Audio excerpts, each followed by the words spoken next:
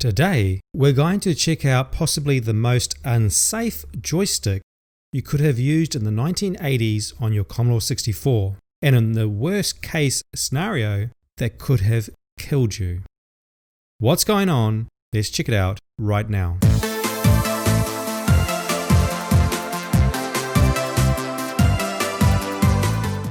Welcome to the Breadbox, the channel dedicated to Commodore computers. In this video, we're going to check out a joystick released in 1981 that had a hidden danger inside it, and in worst case scenario, could have been fatal. This doesn't sound like a very safe toy for a budding young kid. What was it? It was the Joystick joystick. Why was it potentially unsafe? Well, we'll get to that in just a minute.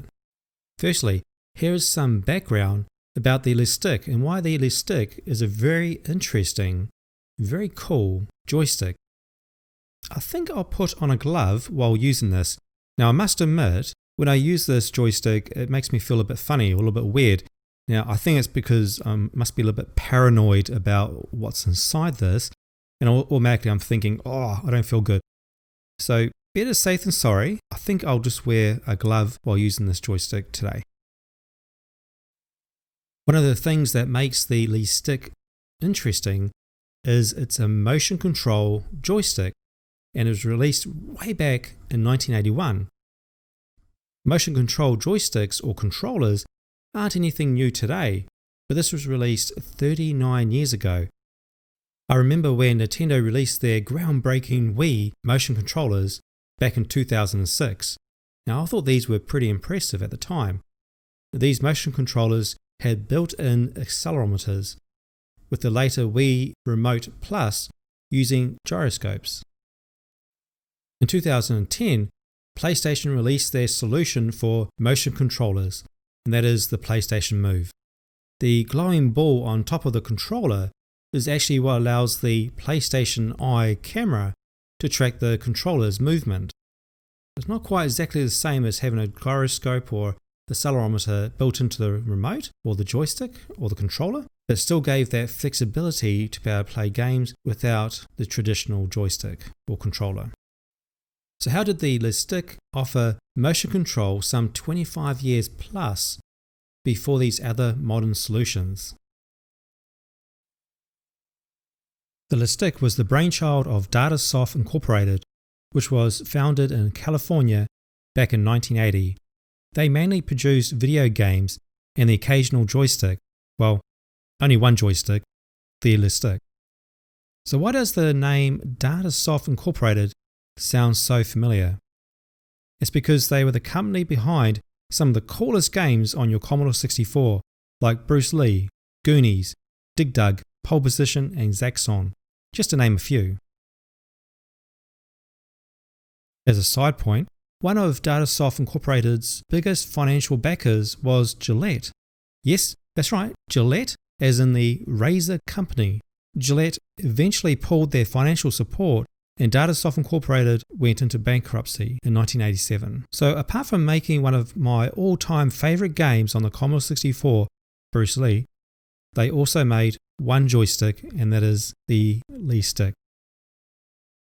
The Joystick features an easy-to-grip handle, offering one-handed operation, which was in contrast to traditional joysticks of the time. But what makes this joystick very cool is it uses motion detection to sense hand movement to control your game's avatar. If you want to freeze movement so you don't accidentally kill your avatar, the Joystick had a squeeze switch built into it, which was activated by applying pressure along these sensors. Usually out of curiosity, I would want to open up this and find out how it ticks. But this time, I think I'll give that a miss, and here's why. While the motion control in the Wii remote was controlled by accelerators and gyroscopes, the motion in the Joystick was controlled with hydroglyum. I think I pronounced that right, or maybe you've heard of it as called mercury. Yep, that's right, the good old 1980s when neon was king, big hair and shoulder pads were in, mercury was also in kids' toys. What are the side effects of exposure to mercury? According to the World Health Organization's website, the health effects of mercury exposure are toxic to the central and peripheral nervous systems. The inhalation of mercury vapor can produce harmful effects on the nervous system, the digestive and immune systems, the lungs and kidneys, and may be fatal.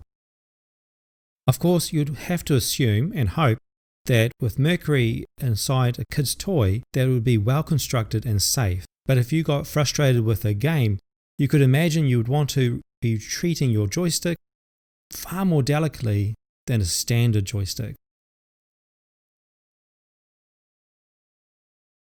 Just a quick intermission before we play Bruce Lee using the stick. Check out my other videos on my channel. It's all about Commodore computers. For example, some of my recent videos include Smart Homes, Commodore 64 style, which is about home automation back in the 1980s using your Commodore 64.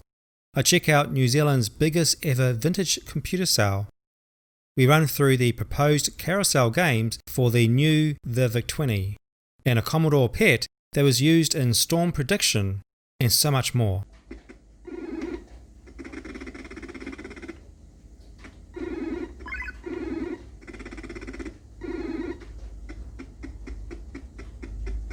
So how does the Lee stick work? Inside the grip is a mercury orientated sensor that senses the movement of your hand. This information is then sent to the Commodore 64 and translated into movement, much like a standard joystick.